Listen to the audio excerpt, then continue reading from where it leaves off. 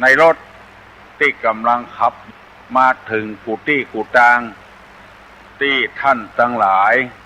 เปิดวิทยุรับฟังอยู่เวลานี้เมื่อเจ้าทุกเจ้า6 โมงถึง7 โมงตุลุงได้มีโอกาสมาพบเอาธรรมะมาฝากคือท่านและกินธรรมะมีวิตามินเพราะว่าได้กินธรรมะคือพี่น้องทั้งหลายได้อาบน้ำฟังธรรมบุญเกิดจากการฮือทานรักษาศีลและภาวนาแถมอันหนึ่งเรียกว่าธรรมัสวนาใหม่บุญสำเร็จด้วยการฟังธรรมพี่น้องข้องหิ่งทั้งหลายได้ฟังธรรมะก็เป็นการสร้างบุญอันหนึ่งเรียกว่าธรรมัสวนาใหม่บุญสำเร็จด้วยการฟังธรรมเพราะธรรมะนี้เป็นอาหารทางใจพี่น้องที่พออยู่พอกินก็ดีร่ำรวยก็ดีอยู่ในครอบครัวที่มีความอบอุ่นก็ดียังบอกเข้าใจว่าธรรมะเข้าไปถึงใจท่านแล้วบอกว่าเป็นธรรมะศาสนาไหนเราได้อยู่ดีกินดีอยู่ม่วนกินหวานเพราะเหตุว่าสิ่งแวดล้อมของเรามันเป็นธรรมชาติเป็นธรรมะหอเหือนเดือนดาวก็ดีที่อยู่ที่กินก็ดีลมหายใจเข้าออกก็ดีเป็นธรรมะทั้งนั้นเฮาบ่ได้กึดบ่ได้ถ้าตั้งอกตั้งใจฟังเท่าใดยิ่งได้บุญเท่าอันธรรมสวนาใหม่เปิ้นทำบุญทำทานเปิ้นสร้างคุณงามความดีที่ไหนเฮาไปร่วมบุญกับเปิ้นยินดีกับเปิ้นก็เป็นบุญเหมือนกันเรียกว่าปัตตานุโมทนาใหม่บุญสำเร็จด้วยการอนุโมทนาส่วนบุญเพราะฉะนั้นจึงไข้ขอวิงวอนพี่น้องทั้งหลายที่ธรรมะบ่เข้าถึงที่ถึงทางบ่เคยได้ยินธรรมะกำเตื้อโปรดอย่าเข้าใจว่าคนที่ทำบุญทำทานคนที่อาบน้ำฟังธรรมไปบำเพ็ญศีลบำเพ็ญภาวนาเป็นคนที่บาปอย่าไปเข้าใจฉะนั้นเช่นปัญหาต่างๆที่คนนำมาเสนอให้ตุลุงฟังแล้วตุลุงก็ตอบไปเป็นต้นว่าพ่อแม่ตายตั้งเป็น10 ปี20 ปีแล้วไปตานขันเข้าให้เปิ้นพอจะไปเกิดนั่นละบ่ฮือเปิ้นไปเกิดซะกรรมไปจวนเปิ้นปิกมากินข้าวแถมอันเนี้ยยังบัดใจบุญเตื้อจะไปคิดว่าเข้าใจถูกต้องเตื้อเข้าใจที่ผิดพลาดมากตานก็จังเปิ้นเปิ้นจะทำบุญของเปิ้นคือเติงหาบุญคุณของพ่อของแม่ยินดีกับเปิ้นเฮาบ่ได้ทำเฮาก็บ่ทำอะแต่ว่ายินดีกับเปิ้นอันนี้ก็เป็นกองบุญบัดเจื้อลองไปถามครูบาอาจารย์ทุเจ้าพนายทั่วประเทศไทยเด้อเรียกว่าปัตตานุโมทนาใหม่ยังหนุ่มยังน้อยอยู่ไปฟังเทศน์ฟังธรรมไปนั่งจำศีลภาวนาก็สมควรบาปหมู่นี้ก็ไปถามทุเจ้าพนายบ่ได้บุญโดยเปิ้นแนะนำในทางที่บ่ถูกเปิ้นไปได้คือเปิ้นไปอันนี้เรียกว่าปัตตานุโมทนาใหม่บุญสำเร็จได้การอนุโมทนาส่วนบุญเปิ้นทำได้เฮาทำบ่ได้เฮายินดีโดยเปิ้นจะไปฮักไปห้ามเปิ้นจะกินจะตานภาพตาป่าตานกฐินกาตานไอ้หยังกาอายุยังหนุ่มอยู่ฟังตานเตื้อบ่ดีหมู่นี้น่าจะเป็นบาปเข้าใส่ตัวเปิ้นจะทำบุญของเปิ้นฮือสบายอกสบายใจจะไปเกิดไปเกิ้งเปิ้นหมู่เนี้ยฮืออนุโมทนาด้วยเปิ้นบุญเปิ้นนักเปิ้นได้ตานโกยเนี่ยที่คนโบราณเปิ้นว่าขอตานโตยสักป่วยขี้เปี้ยเนี่ยอนุโมทนาร้อนๆดีร้อนๆดีทั้งนั้นเปิ้นจะกินสลากหากไม้กาตานอะไรอย่างกาเฮาอนุโมทนาโดยเปิ้นก็ได้บุญการฟังธรรมก็ได้บุญเรียกว่าธรรมัสวนาใหม่บุญสำเร็จด้วยการฟังธรรม เป็นบุญทั้งนั้นอนุโมทนาโดยเพื่อนก็ได้บุญแล้วก็ฟังธรรมก็ได้บุญบางรายนี่เปิ้นเปิดวิทยุฟังเทศน์เมื่อเจ้าก็ไปว่าเฮ้เปิ้นเนี่ยสลิดดกกาสลิดอย่างหัวเนี่ยมันจะได้บาปตัวเองทำบัดทำยังบ่พอไปเอาบาปใส่เฮ้เปิ้นแทนเป็นอันคืดอันจาประตกประเสียงละอ่อนแบกตุงสามหางเข้าประจาก็ว่าเป็นบาปบาปมันบัดใจตัวอย่างอันนะบาปมันทำประโยชน์ให้มันบัดทำประโยชน์ให้สังคมนะเดือดร้อนตึงตัวเองเดือดร้อนกับคนอื่นอันเนี้ยคือตัวบาปถ้าอันใดบัดเดือดร้อนตัวเองบัดเดือดร้อนคนอื่นอันนั้นบัดใจบาปเปิ้นจะทำมาอย่างของเปิ้นปล่อยให้เปิ้นทำไปในทางบุญบางทีนั่นเฮาบ่ฮู้ได้เงินเปิ้นว่ามาก่อนเฮาก็ว่าโดยเปิ้นมีหลายเรื่องหลายราวให้ปรับความเข้าใจกับพี่น้องคองหิ่งทั้งหลายที่บ่เคยฟังเข้าใจผิดมาแต่เมินคือเข้าใจถูกอันใดเป็นประโยชน์กับวัดกับวากับศาสนากับประเทศชาติบ้านเมืองอันนั้นน่ะคือตัวบุญตัวบาปนั้นไปแถมอย่างที่ตุลงนำมาเสนอได้2 วันแล้วตัวบาปตัวคืดเนี่ยเดือดร้อนนำมาเสนอให้พี่น้องทั้งหลายตึงหมดกันก็4-5 ข้อ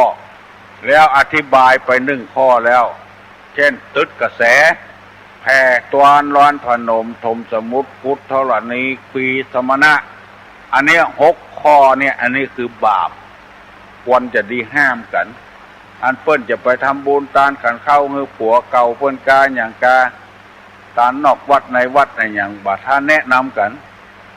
อันนั้นมันจะเป็นส่วนบดีเปิ้นทำของเปิ้นให้เปิ้นสบายใจเปิ้นอันตืดกระแสนี่มันบาปแต่ดังตีดนำมาเสนอเมื่อตะว่ากระแสตืดนี่หมายความว่าปิดอุดไว้กระแสนี่หมายว่าทางเดินปิดทางเดินเขาหรืออุดปิดทางน้ำเขาน้ำที่มันไหลตามธรรมชาติเนี่ยไปตืดเอาเข้าไปเป็นของตัวหิมดไปปิดเป็นของตัวหิมดบ่คือมันไหลล่องไปเป็นของเปิ้นมันบัดใจของไผศาลานาลีวิถีคีรีคงคาศาลาคงคานาลีศาลาคงคาคีรีวิถีโมนี้มันบัดใจของไผจะไปตืดเอาเป็นของตัวได้อย่างเปิ้นเป็นศาลาหิมตางเนี่ย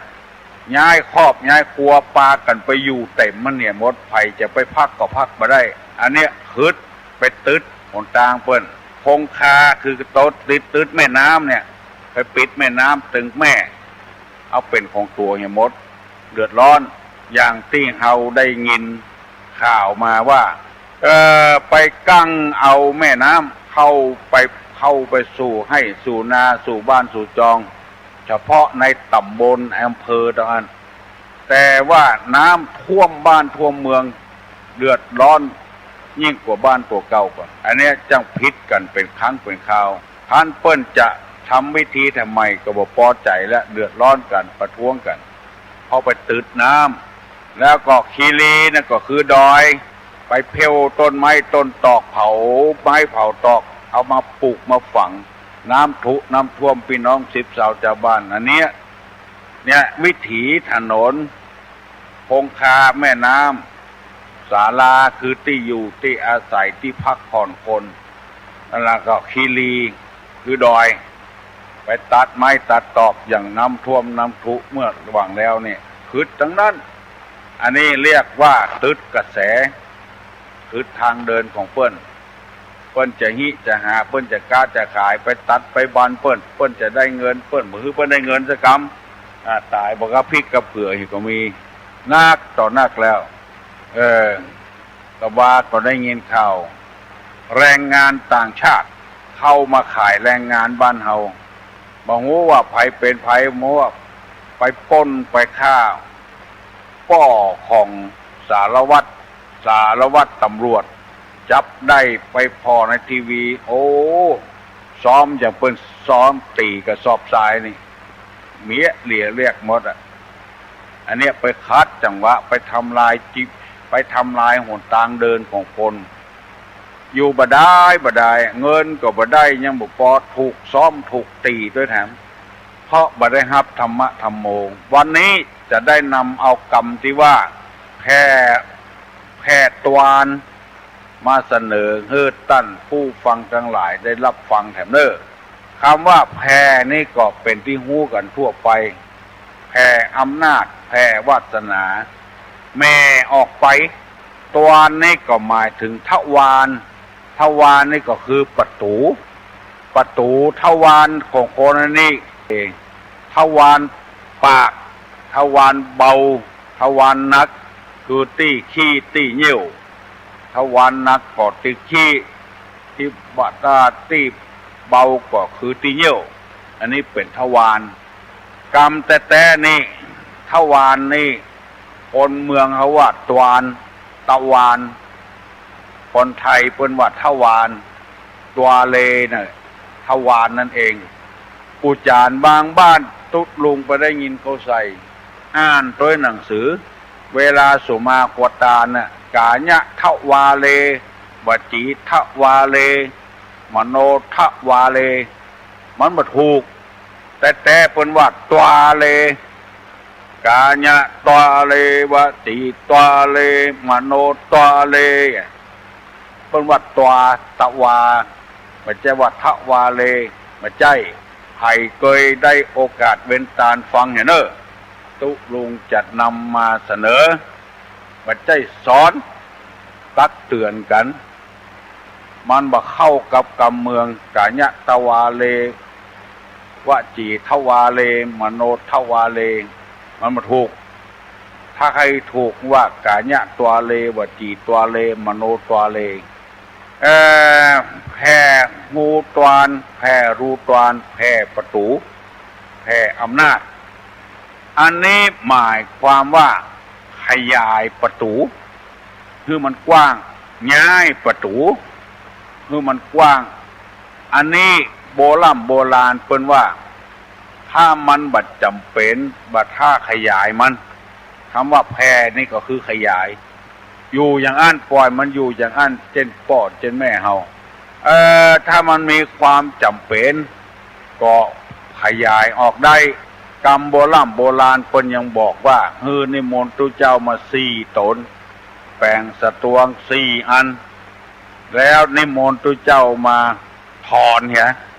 ถอนประตูเขาจะย้ายตะวันตกกันจะย้ายตะวันออกกันถอนแล้วก็ตุเจ้าบุบเหียน้อยตุเจ้านั้นแปะขืดแปะจาแล้วเขาก็กล้วยเขาก็กล้วยปลากันรื้อถอนแล้วก็เพื่อว่ารถมันจะเข้าได้การรถ10 ล้อการรถ6 ล้อ5 ล้อนี่การอันนี้เรียกว่าแผ่ตวานแผ่ทวารขยายประตูบ้านประตูงัวเพิ่นว่ามันบ่ดีมันคืดอันนี้ก็คือหมายความว่าเฮามีอาชีพค้าขายเฮาจะแผ่ไปที่อื่นคือไปตั้งสาขาที่อื่นนี่บ่เป็นอย่างเวลาเนี้ย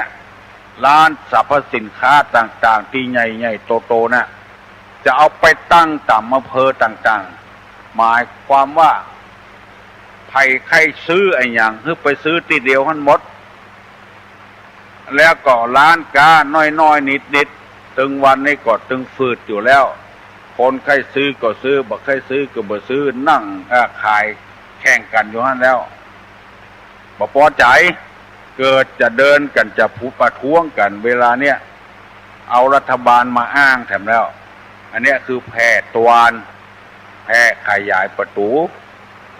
มันโคตรมันคืดคำว่าคืดนี่ก็อาถรรพ์คนบ่พอใจกันเฮาประกอบอาชีพถ้ามันม่วนอกม่วนใจถ้าใครฮือดีนั่นก็เอาไปตั้งที่อื่นเอาไปตั้งขายที่อื่นจะไปตั้งขายที่เดียวมันนักหนาป้านหมู่ร้านนิดๆน้อยๆในมันเดือดร้อนเปิ้นก็ลงทุนเหมือนกัน หมู่ยักษ์ใหญ่ที่มีทุนมากๆเป็นหมื่นล้านพันล้านจะมาลงทุนคือหมู่น้อยๆเดือดร้อนอันนี้แผ่ตวานแผ่อำนาจแผ่วาสนาเมื่อมันนักขึ้นตัวจะเอาเหี่ยมดเหมือนกับหมู่ที่เบื่อป่าในหนองในคลองนั่นน่ะหมู่เนี้ยตกคืดมดป่าตัวน้อยตัวนิดตายมดป่าตึงคลองตึงน้ำแม่เปิ้นเบ็ดกินไซกินซ้อนกินกำ4-5ตัวพอกินเศรษฐกิจพอเพียงตัวนี่จะเอาเหี่ยคนเดียวมดเอายาไปเบื่อป่าปูฝุ่นตัวนิดตัวน้อยปูหอยยังตายประตกประเสียงหมู่เนี้ยตกคืดหมดลองสังเกตพอเถอะมดบ้านหมดจองไปแผ่อำนาจเนี่ยคนเดียวจะกินเนี่ยคนเดียวคนตึงบ้านมาได้กินรู้แล้วตัวกินเนี่ยคนเดียวจะเอาเนี่ยคนเดียวโรยเนี่ยคนเดียวโรยแบบเนี้ยมันโรยบ่เหมือนกับคนที่ก้ายาเสพติดก้าของเถื่อนก้าอาวุธเถื่อนลงทุนน้อยแล้วจะเอากำไรนักแผ่อำนาจแผ่วาสนาแผ่ประตูออกคิดว่าคนอื่นบ่ฮู้บ่มีไผฮู้จะโรยเนี่ยกำเดียวบ่เมินบ่นานฮู้ตัวแล้ว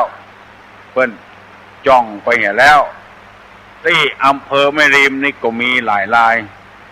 อันเนี้ยคือแผ่โรยโวยลงไปไอ้อย่างมันถ้ามันโรยโวยลงไปมันพิษธรรมชาติเมื่อมันพิษแล้วก็อย่างว่านั้นนะโรยโวยก็เร็วโวยตกล่มตกจมโวยเร็วกว่าเปิ้นเพื่อหูบ่มีแล้วบ้านก็ยึดไปเห็นแล้วตัวเองก็ไปถูกคอกถูกขังตัวเฮ้อฮิหาก้าขายตามธรรมชาติเศรษฐกิจพอเพียงตึกใดตึกอันไม้เปิ้นอยู่ในแพะในป่าเฮาก็บ่ได้ปลูกเปิ้นน้ำก็บ่ได้ไปหดปุ๋ยก็บ่ได้ไปใส่มันออกมาเช่นใดเช่นเบาแล้วปลากันไปล้มไปก้นไปฟันเปิ้นเอามาทำประโยชน์ส่วนตัวเลยเปิ้นจับเปิ้นยับเพราะว่าเปิ้นแกล้งหมู่เนี้ยหมู่นอกศีลนอกธรรมยินดีกับพี่น้องทั้งหลายกูคนนะที่ฟังตุลุงการฟังตุลุงนี่บ่ได้นำมาด่ามาแจ้งมาว่าอย่างนี้กันคือแนะนำตามหน้าที่ของตุลุงผู้มีหน้าที่นี่ตุลุงก็ทำตามหน้าที่ของตุลุงในจะเมื่อฟังดีๆนะบ่ได้ว่าอย่างฮื้อไผ่สักคนแต่คนอันนี้มันอยู่ที่จริยธรรมอยู่ที่ศีลธรรมพุ่น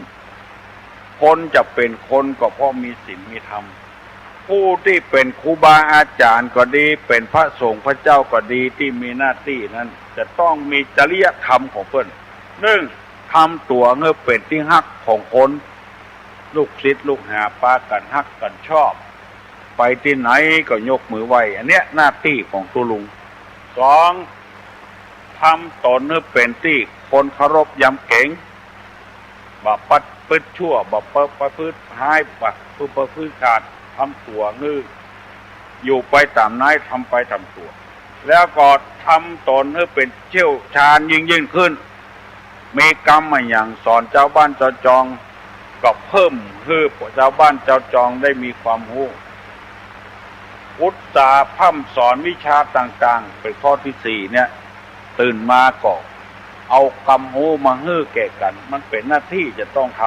ำแล้วก็อดทนต่อถ้อยคำมีภาควิจารณ์อันนี้เราก็ต้องพยายามปฏิบัติตามนั้นอดทนต่อนั้นเพราะคนมันบ่รู้อาจจะวิพากษ์วิจารณ์ได้ที่คนรู้ก็อย่างพอออกไม่ออกที่ฟังเนี่ยยอมรับและแถมกรรมหนึ่งเป็นข้อที่6ว่าขยายกรรมลุ่มลึกคือแจ่มแจ้งเกี่ยอย่างเขาว่าแผ่หูตวานเนี่ยมันรูตวานนี่เป็นกรรมที่มันลึกตุ ตุลงก็มาแผ่ให้มันแจ่มแจ้งย้ายประตูกาย้ายกำพืชของคนตนเองกาเบื่อป่าในหนองในคลองกาหมู่เนี้ยเอาอำนาจมันไปกำลุ่มลึกก็ขยายให้มันแจ้งข้อ7ว่าบัดชักนำให้ลูกศิษย์ลูกหาไปในทางผิดคือหมายความว่าให้เดินไปทางแผ่นที่เดียวกันมันเป็นหน้าที่ที่จะต้องทำหมู่นี้เป็นต้นเพราะฉะนั้นตุลุงจึงนำมาเสนอให้พี่น้องทั้งหลายได้ฟังกูเจ้ากำว่าแผ่ตอนนี้ก็เข้าใจกันแล้วเนาะขยายประตูแผ่อำนาจของตัวเองอำนาจของตัวเองอย่างที่จริยธรรมอย่างต่างๆเปิ้นกำหนดกฎเกณฑ์ไว้บ้านไผ่บ้านมันผัวไผ่ผัวมันเมียไผ่เมียมันคือดูแลของไผ่ของมันเฮาจะไปก้าวไก่เอาเมียเปิ้นมาเป็นเมียตัวอันเนี้ยแผ่อำนาจละหันผัวเปิ้นเป็นพักเป็นป่าเป็นไม้เป็นอะไรอย่างพยมดตัวเองนี่จะครองเนี่ยคนเดียวผัวเปิ้นก็มีอยู่แล้วถึงจะมีบุญวาสนาน้อยก็ตามก็ชื่อว่าเป็นผัวอยู่แล้วเปิ้นมีเมียอยู่แล้วเปิ้นมีเมียอยู่แล้วเฮาเป็นมาเนี่ยไม่ยิงจะเอาผัวเปิ้นมาเป็นเมียตัวแถมเป็นผัวเปิ้นมาเป็นผัวตัวแถมผัวตัวก็มียังบอกพอเอาผัวเปิ้นมาเป็นผัวตัวแถมจะไปคิดว่ามันม่วนมันเก่งนะจะไปคิดว่านะคือระวังแต่อันเนี้ยคืดใหญ่สักวันหนึ่งพอด้วงอยู่ในไม้มันนกบะแห่ยังซับมากินจนได้ซับพกเอาหูเขาฟังก็ด้วงดินกดกัดแล้วก็กำเดียวซ้ำละลบกำเดียวก็ซับมากินละจะไปคิดว่าตัวเก่งนะหัวเปิ้นก็มีแล้วเอาเมียตัวก็มีอยู่แล้วเอาเมียเปิ้นมาเป็นเมียตัวแถมเอาผัวเปิ้นมาเป็นผัวตัวแถมจะไปคิดว่ามันง่ายๆนะมันลำบากเนอะพี่น้องทั้งหลายขอให้ฟังเนี่ยก่อนเนอะอันเนี้ยคือแผ่ตวานแผ่อำนาจแผ่วาสนาตุลงได้นำมาเสนอให้พี่น้องทั้งหลายได้ฟังเป็นที่ละเมาเอาใจเนี่ยไผก็หลายคนก็ว่าตุลุงนำมาเสนอนี่ถูกต้องขอให้พยายามเนอะไผ่ที่ยังเหมือนเนี้ยเตื้อก็จะไปเนี้ยจะไปทำเนอะไผ่ที่ทำไปแล้วพยายามยั้งเห็นเนอะตกคืดเนอะสักวันจะหูเรื่องหูราวว่าอะไรคืออะไรเพราะตุลุงมีหน้าที่อย่างนี้ประเดี๋ยวนี้6 โมงเกินป่ายแล้วเนอะไผ่ที่ยังเหมือนลูกคือลูกเห็นเนอะคือลูกเห็นเนอะลูกเจ้าเมื่อตะวานี้มีการปฏิบัติธรรมที่ศาลาบุญญาภรณ์วัดโสภณารามตุลุงได้ประกาศว่าวันเสาร์ที่2ของเดือนบอกว่าจะเป็นเดือนไอ้หยังเราต้องนัดหมายกันไว้อย่างเงี้ยบ่ต้องออกบัตรเจิญอย่างให้หูเฮือปากันมาฟังให้หูเฮือถามเฮืองามเฮือตอบปรากฏว่ามีปออกไม่ออกมาร่วมกันแต่ว่านี่ประมาณสัก40 กว่าคนก็พอใจละมากวางมาไก่กันจัดหลายจัดนักเข้าคิดว่าเดือนหน้าเนี่ยเดือนสิงหาเนี่ยจะมีนักกว่าเก่า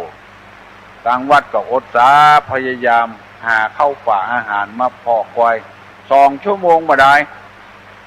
พอออกไม่ออกบัดห้าทุกอกทุกใจอย่างมาฟังเถอะ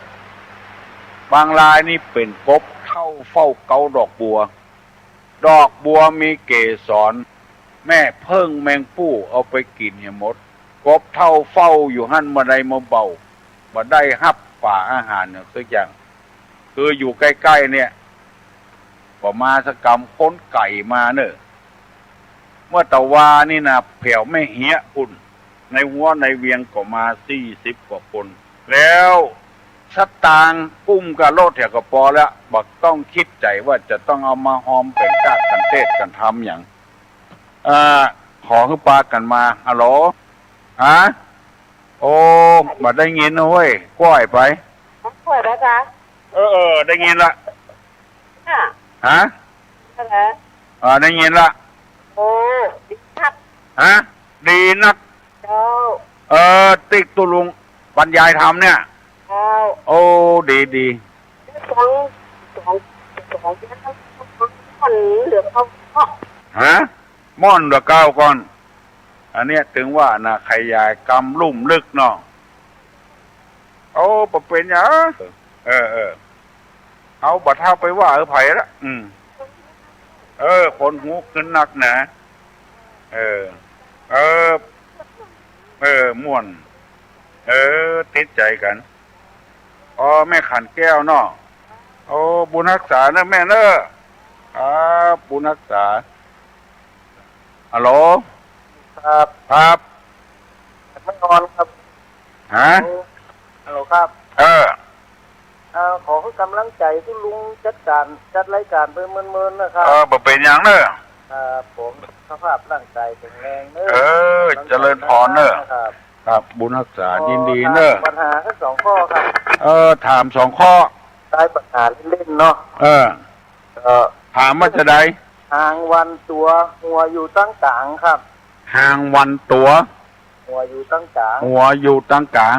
ครับคืออะไรอย่างเนาะครับคนอื่นตอบที่ตีนยันฝาอ้าปากกินคนครับสี่ตีนยันขาอ้าปากกินคนครับกำเดจะถามน้องครับไปตอบได้ตอบมาเนอะสี่ตีนยันขาอ้าปากกินคนตาหางปั้นตัวหัวอยู่ตรงกลางประเดี๋ยวนี้ขออนุโมทนากับเจ้าภาพที่นำจตุปัจจัยมาถวายแต่ว่าเอาเป็นกองทุนลงศพเนอะฮัลโหลสาเจ้าลุงเจ้าถ้าเข้าพรรษาแล้วลุงจะออกอาการดึกถึงวันนอนออกเลยเนอะออกเลยฟังถึงวันเนอะยังกับอันแม่นั่นพูดแต่ว่าเรื่องไปว่าเป็นบ้านนะข้าเจ้าไปนะมีคนอื่นว่าวัดของข้าเจ้าเขาข้าเจ้าไปวัด1 วันแล้วก็คนอื่นก็ว่าวัดของข้าเจ้าเขาอีลูกไปที่ไหนไปวัดเนาะ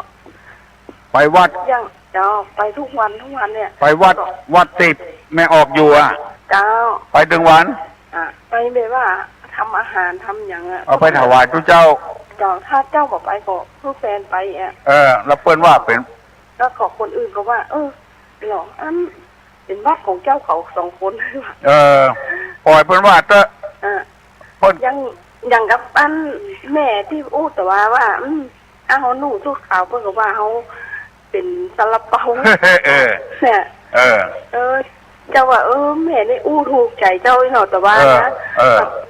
แล้วเจ้ามาได้ยินตุ้ลุงอธิบายให้เจ้าก็สบายใจเนาะเสื้อเจ้าก็อึดอัดเหมือนกันนะที่เจ้าได้ยินคำนะบัดถ้าไปฟังเขาเจ้าแล้วเจ้าบอกฟังแล้วเจ้าฟังตุ้ลุงไม่สบายใจฟังตุ้ลุงเด้อไม่ออกได้ยินกรรมบอกเก่าเพิ่นว่าก็หมาขี้เห่านี่มันถึงบ่ครบนะมันต้องมี2 อย่างพวกหรอกตัวขี้โคบนี่บ่เห่าเฮ้ยจะโลกเข้ามามันก็ครบละหมูนี่หมูขี้เห่านะหมูขี้เห่าเพิ่นเห่าบ่ได้มีเรื่องเจ้าฟังตุ้ลุงทุกวันแล้วเจ้าสบายใจฟังเถอะให้สบายใจเนอะเจ้าพ่อตุ้ลุงอธิบายด้วยถ้าเจ้าฟังคนอื่นนี่เจ้ารู้สึกว่าเจ้าบ่ม่วนใจเจ้าบ่สบายใจเจ้าเลยฟังตุ้ลุงว่าตุ้ลุงอธิบายเจ้าก็ได้ทำใจได้เนาะทำใจตัวเฮาเนี่ยทำใจตัวเฮาเนี่ยคนอื่นจะไปฟังเปิ้นแผ่ไปกุศลก็ว่าภาษีสังคมอย่างมันเนี่ยเพื่อเอากุศลไปให้บัดใส่ซองให้เปิ้นยังปอด่าด้วยแถมเป็นพระเจ้าก็ชอบทำบุญแต่ว่าก็ไปก็ที่สันปะตองไปเถอะไปพุ่นฝั่งลูกลิมิตอีกไปวัดทุกคืนที่วัดอันสังวรารามมั้งน่ะเจ้าไปนอนทุกคืนแล้วก็ปิ๊กตัวว่าเจ้าสมชวลีมาโน่เจ้าตุลุงก็ไปนั่งตุลุงก็ไปค่ะไปนั่งปุกเสกเปิ้นไป บึ้ดเจ้าจะถามเปิ้นว่าเปิ้นหันตุ้ลุงก่อน ประหารตู้ลงไปเมื่อคืน อ๋อตุ้ลุงไปคืนวันแรกละเปิ้นไปนอนพุ่นนะไปคืนแรกแล้วนะอันกะเจ้าน้องถามเปิ้นไปแต่บอกจะหู้จักหมอหู้จักหมอหู้นอกเปิ้นก็อยากให้หันนะเปิ้นก็ให้หันตุ้ลุงเหมือนกันน่ะตู้ลงไปไผ่หมูจักทุกคนน่ะกะมีกับตู้เจ้าหูจักศรัทธาไผ่หมูจักทุกคนมะฮู้นมันเหมือนเก่าละน่ะกะเมื่อก่อนตุ้ลุงอ้วนนะเนาะขอว่าตุ้ลุงจัดรายการเจริญพรเนอะเจริญพรแม่ออกตีอยู่โป่งฟานนะตู้ลุงเอาสตางค์ซื้อสายล้อแล้วเนอะตู้ลุงเอาสตางค์ไปซื้อสายล้อละเดี๋ยวนี้เจ้าของสายล้อเปิ้นเอามาส่งแล้วเนอะกำเดียวได้ยินเนอะแม่ออกตีอยู่โป่งฟานสังกะแปงนะฮัลโหลนมัสการครับผมตู้ลุงว่าอย่างก็สี่ขาอย่างก็สี่ขาสี่ขาสี่ติดยันฝาปากแตกถึงคนดีกว่าตอบแล้วกะแบบมีไปตอบด้วยอู้เซลออนแล้วก่อนหางแวดตัวหัวอยู่ตั้งกลางเนาะอย่างก็หางแวดตัวหัวอยู่ตั้งกลางเดี๋ยวก่อนเนอะเดี๋ยวคงจะตอบไปเนอะการละมาสักการครับผมเจริญพรเป็นเนาะแม่ออกตีอยู่โป่งฟานนะฟังสะล้อกำเนอะเพื่อนเอามาส่งแล้วนะฮัลโหลนมัสการเจ้าอันนี้โทรมาจากลำปางนะเจ้าท่านโอ้ลำปางเจ้าลำปางหลวงเจ้าท่านเมื่อวานบัดได้มาแหละบัดยังบัดได้มาเจ้าเดี๋ยวจะไปหาท่านอยู่เจ้าอันนี้อยู่ลำปางหลวงเจ้าลำปางหลวงบัดใจก็ค้าแหละก็ค้ากับลำปางหลวงแล้วเจ้าท่านก็ที่มาหาตุลุงวันนั้นหมอบบัดใจกะบัดใจเจ้านี่อันนี้แถมตีหนึ่งท่านเจ้าอันนี้ส่งการผ้าอาบน้ำฝนนี่มันได้เนี่ยพ่อนะเจ้าได้กะมันตึงได้เขาจะผ่าธนาไอ้อย่างเฮ้เขาผ่าธนาเอาเจ้าทำมาได้3 กว่าปีแล้วเจ้าปรารถนาสิ่งใดจะได้สิ่งนั้นตามใจชอบก็มีผ้านุ่งจะมีผ้านุ่งเจ้าจะแง่ต่อไปเจ้าเพราะว่าซุปเปอร์นี่ก็จะมาหาอยู่นะเจ้ามากะมันมี3 วันเนี่ยไม่ได้อยู่นะเจ้าวันจันทร์วันพุธวันศุกร์อันนัดวันที่มาดีกว่าเจ้าท่านวันเสาร์วันอาทิตย์หน้าได้อยู่กับเจ้าวันเสาร์วันอาทิตย์ดีอยู่วันอังคารวันพัดวันเสาร์วันอาทิตย์อยู่วันเสาร์วันอังคารถ้า3 วันนี่ปฐมาจันทร์พุธศุกร์นี่นะเจ้ามากับป้าตุลุงจะเสียเวลาเจ้าอีเข้าแล้วยังลำปางยังเจ้าในมัสการได้เจ้าท่านหายวันหายคืนเจ้าท่านบุญรักษาเนอเจ้าไม่ออกตีอยู่โป่งฟานนะฟังสะล้อเนอะเพิ่นจะฟังไปฟังเฮ้ได้ยินบ่ได้ฮัลโหลสวัสดีเจ้าสวัสดีมัสการเจ้าเจ้าขอถามนะเจ้าถามอย่างฮะถามว่าคุณเปิ้นว่านะคุณละอ่อนหนุ่มจานตูงบ่ได้กะเจ้ามาเป็นอย่างตานเตอะมันกำมันเคาะมันคับกันบ่ได้ว่าตานตุงใจไหวตานบอกไฟใจขึ้นมันกำมันคับกันบ่ได้บ่เป็นอย่างเจ้าตานตุงใจไหวตานบอกไฟใจขึ้นนี่นะกำมันว่าเล่นกันบ่ได้เจ้าบ่เป็นอย่างตานเตอะเป็นอย่างจะไปฟังกำไผ่สักคนเจ้าแต่ว่าละอ่อนนุ่มก็มาดีจานตูงเนาะบ่เป็นอย่างตานเตอะโอ้นางวิสาขาตานมันน้อยมาละเจ้าสุชาดาเจ้าบทคนหนุ่มคนน้อยเจ้าว่ามีชื่อทหอดมาเดียวเจ้าอันนี้เจ้าโทรจากอำเภอสันปะตองนะเจ้าสันปะตองให้กะเจ้าอันนี้ข้างโฮเวฟ้าเจ้านวดแผนโบราณเนี่ยเจ้านั่นแหละเจ้าดีแต่นอนวดแผนโบราณข้างโรงไฟฟ้าเนาะขายใครรับบริการกับไปได้เนาะยินดีเจ้าขอบคุณเจ้าบุญรักษาเนอะไม่ออกเนอะเจ้า แม่ออกติดฝากสตางค์ตัวเจ้ามานะตุลุงเอาไปซื้อสล้อแล้วเนอะกำลังสี่ให้พี่น้องทั้งหลายฟังอะโหลนมัสการพระคุณเจ้าพระเจ้ามนทิลาขึ้นมาแล้วเนอะฮะมนทิลามนทิลามาแล้วเนาะเจ้าไปแม่ฮ่องสอนติดมาโอ้ยมาถึงบ่ายโมงเจ้าก็ทำอั้นถามเพื่อนตัวกระมวลดีนะเจ้าได้บุญกันหลายคนถามตัวแทนล่ะเจ้าจะได้แต่ว่าเข้มข้นเนอะเจ้าน่าจะเอาเรื่องนิวรณ์5มาอธิบายแต่ข้อเดียวอีกแท้ตีกองตุ้มสันเพนไม่เหี้ยคนสนใจเนาะนักเจ้าเนาะใครเปิ้นเข้าใจเนาะเจ้าเสียสตางค์ก็ลดแถวปอละสตางค์เป็นยอดเป็นอะไรอย่างบ่เท่ามาเจ้าเฮาเป็นธรรมทานน่ะเจ้าพยายามรักษานั่นข้างนอกที่2ของเดือนเนาะพยายามรักษาไว้เนาะพยายามไปว่าข้างหน้าแต่นั่นเดือนหน้านี่วันที่หยังฮะเดือนหน้าจะดำเนินที่วันที่2ของเดือนเนาะเจ้าวันเสาร์ที่2ของเดือนเจ้าแล้วก็อันที่ว่าเสาร์หน้าเป็นวันที่5เจ้าวันที่12วันที่12เนาะเดือนกรกฎาเนาะวันแม่12สิงหาเนาะเจ้าเป็นวันแม่พอดีเป็นวันแม่เจ้าคนจะมาได้วะได้ค่ะได้กันเหมือนเดิมนะเหมือนเดิมแล้วเนาะเจ้าแล้วก็วันนี้ก็ขอเชิญชวนกันที่ทำที่จะไปที่วัดทำต่อเนอะมันวัดพระสิงห์นะเจ้าสันเจ้าวัดพระสิงห์วันนี้แหละเจ้ามาเจ้าเนาะเจ้าที่เอาในเวียงก่อนเนาะแล้วก็ที่2ก็มาหาตุ้ลุงกันเนาะเจ้าครับนมัสการเจริญพรเนอะบุญรักษาอันพอออกไม่ออกที่อยู่ปงฟานอันสังกะแปงนะตุ้ลุงเอาสตางค์ไปซื้อสล้อแล้วประเดี๋ยวนี้เปิ้นเอามาส่งแล้วเนอะกำลังสี่เพื่อฟังอยู่เนอะมีเสียงดีเหมือนเสียงสล้อเนี่ยฮัลโหลอันเสียงหางปั้นโตฮะไอ้อย่างก็หางปั้นโตแล้วหางปั้นโตโหมีตังกลางหยังน่ะใส่ห้างเจ้าใส่ห้างแหละจุดแอลแหละจ้ะถ้าจะแม่นนะเนาะเจ้าปากแกนี่หยังเก่งฮะสายห้างเนาะเจ้าหางปั้นโตโหมีตังกลางเจ้าเก่งเนาะไวซาตลุงดีนะเจ้าเจริญพรเนอะเจ้ากินข้าวหรือยังไม่ได้กินเตอรอบิโตเจ้ายังโคบโทเนาะ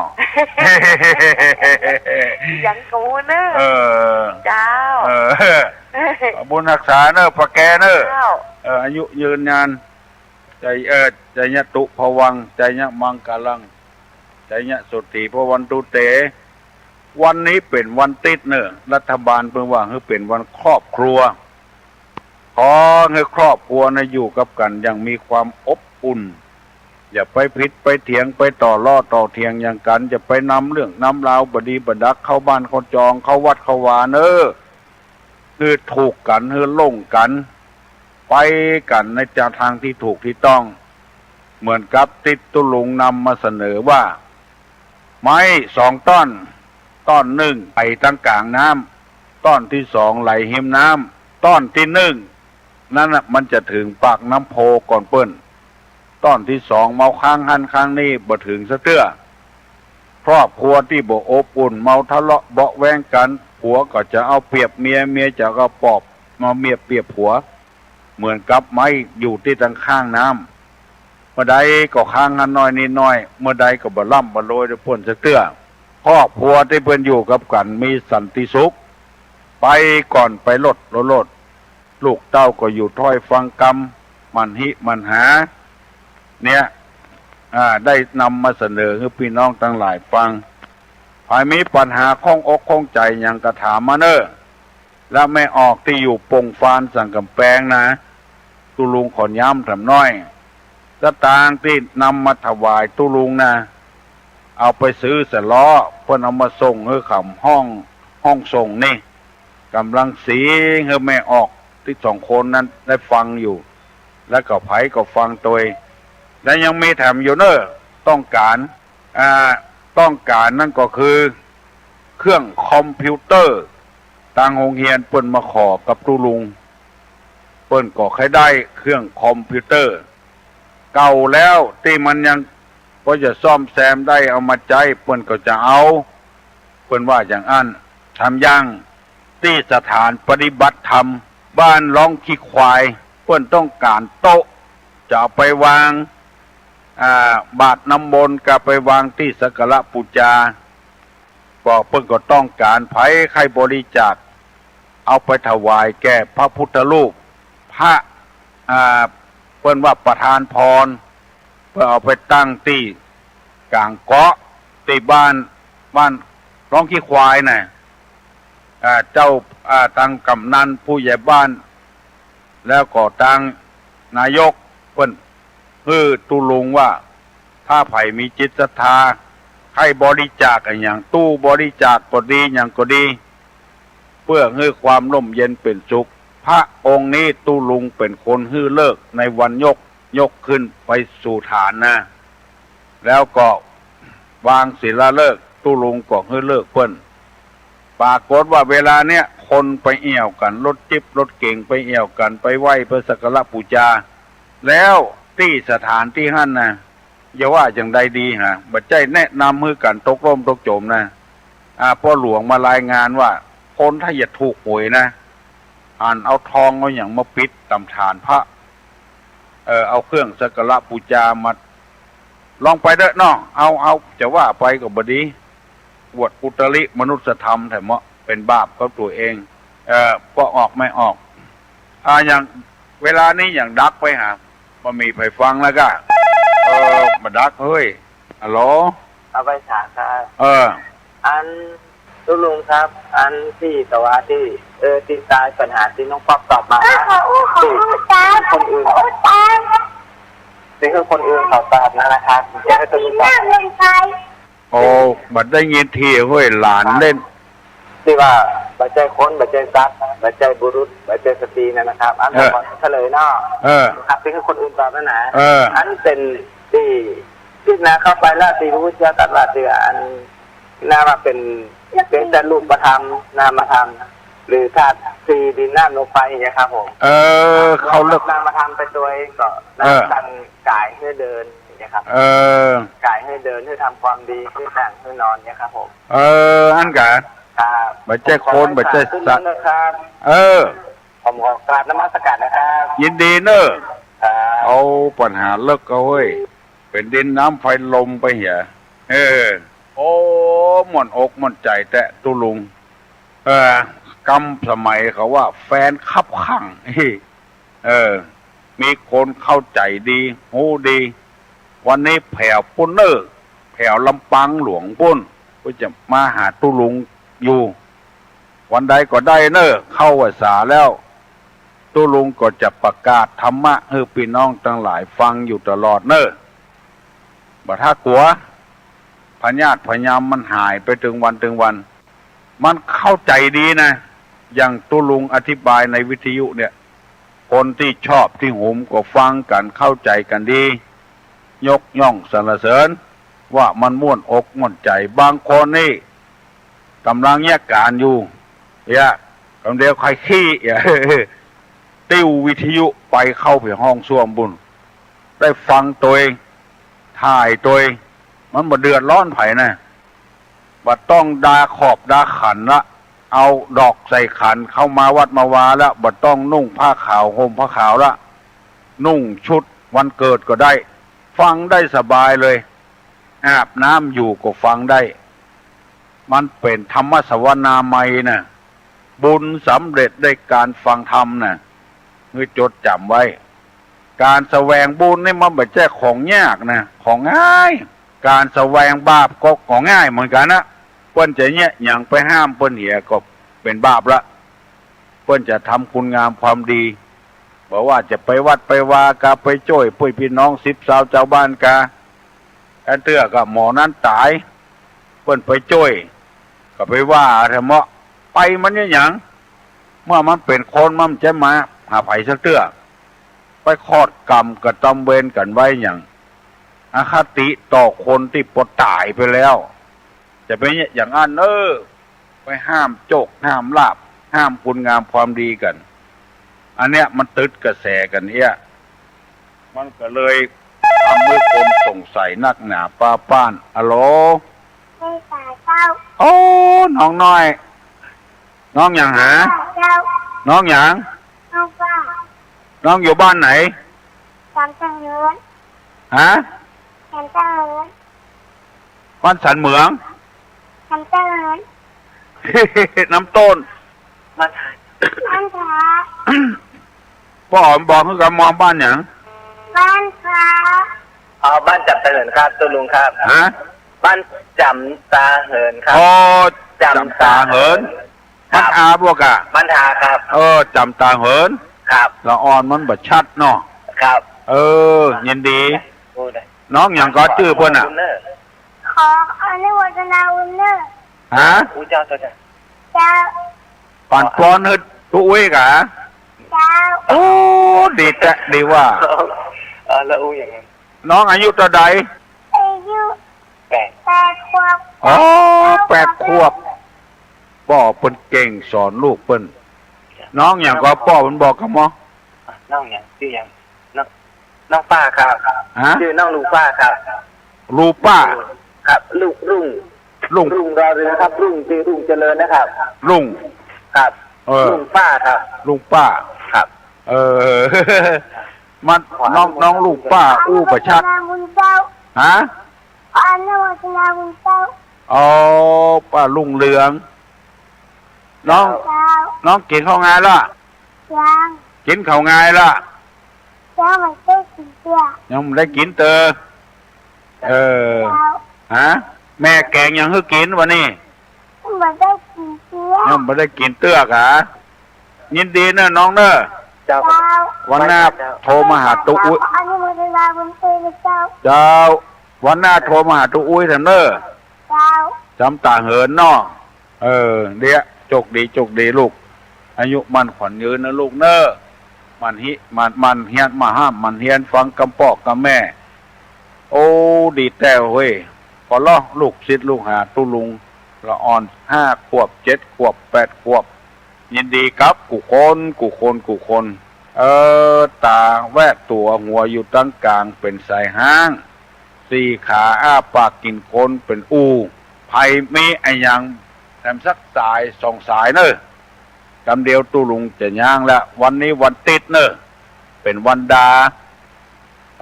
ดาขอบดาครัวเนี่ยด้วยติ่นด้วยมือต่อใดดีต่ออันเนอไปจัดการอะไรอย่างก็ได้ที่ตุลุงนำมาเสนอแต่ว่านั่นมีคนอยู่ปุ้นอยู่ละปูนปุ้นบ้านโฮงปุ้นวันนี้ตุลุงน้องเอาบัดเต้ามาตาเนอะบะผ้าเป็นกีบอย่างตุลุงว่าเนอะเอามาตาเป็นแก่นอันนี้ตัวตุลุงว่าเล่นพ่องแต่พ่องบางเตื้อเขาก็เสียดายเนาะมาแต่งลายจัดลำไปผ้าเป็นกีบเอาตองเข้าปันเหี่ยน้อยเอามาตาเป็นกีบมันกินมาเสี่ยงเลยเป็นเพลอะเพเจอะเพเหี่ยแมงบูดตอมบึ้งถ้าใครมันดีแถมน้อยในตาลอย่างม้วนๆนะเอามาเป็นแกนแล้วมันไว้เมินได้นะมันบ่เน่าไปเสียข้าวต้มข้าวนมก็อย่างเดียวกันนะข้าวแคบข้าวแตนอย่างเดียวกันนะเอามากองกันรวมกันให้เขียนชื่อชื่อคนตายชื่อคนตายกับเทวบุตรเทวดากาเจ้ากรรมนายเวรกาเขียนชื่อให้ตุเจ้าปั่นปอนตุเจ้าเพิ่นเก่งคนเดียวเพิ่นตาเทวบุตรเทวดาก่อนเสร็จแล้วก็ตาหมู่พ่อหมู่แม่พี่น้องเสื้อวัดเสื้อวาเสื้อบ้านเสื้อเมืองแถมเอาไปรวมกันให้มันบัดเดียวนี่คนมันมีการนักเพราะว่าเพิ่นปิดงาน3 วันก่อนวันเสาร์ก็ปิดติดก็ปิดจันทร์วันพุธก็ปิดแถมอันเนี้ยเฮาก็บ่ต้องฟังต้องหีบตัวใดเวลาตาลเอาละเนาะตุลงก็ปั่นปอนมีโจกมีลาบที่มากล้าขึ้นอายุมั่นขวัญยืนคือปากันฟังธรรมกูเจ้าเนอตุลุงจะได้นำเสนอต่อไปปนมมือเนอปั่นปอนนะเนอสัพปีติโยวิวัจจันตุสัพพะโลโควินัสสตุมาเตภวะตวนตะลาโยสุขีติคายุโกภวะอภิวาตานะสีริสานิจังวุตาปจายิโน ยัตตาโลธรรมาวัฏันวันโนสุขังปะลัง